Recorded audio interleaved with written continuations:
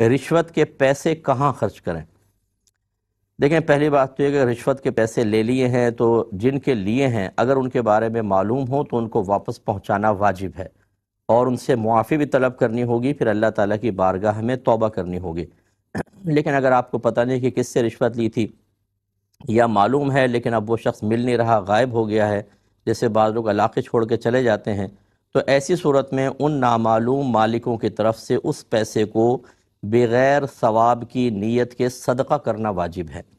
آپ صدقہ کر دیں، اور پھر آپ ساری زندگی اللہ تعالیٰ سے استغفار کریں، اور ان لوگوں کے لیے جن سے آپ نے رشوتیں لی تھیں، آپ ان کے لیے دعائے بخشش و مغفرت کریں، ان کے لیے ایصال ثواب کریں،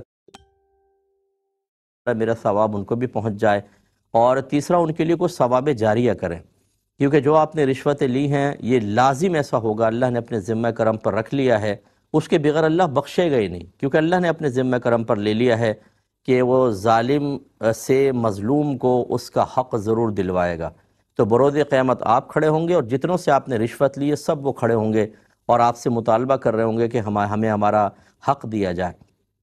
تو اللہ تعالیٰ آپ کی نیکیاں نکال کر ان کے نام اعمال میں ڈالے گا، اور اگر حساب کتاب پورا نہیں ہوگا تو ان کے گناہ آپ کے نام اعمال میں ڈال کر اور ایسے شخص کو جہنم میں جانے کا حکم دیا جائے گا۔ اب وہاں کتنے ہزار اور کتنے لاکھ برس وہ رہتا ہے یہ اللہ ہی بہتر جانتا ہے، وہاں کے تو ایک سیکنڈ کا عذاب برداشت کرنا مشکل ہے، تو لاکھوں برس تو بس بہت ہی بری حالت ہوگی۔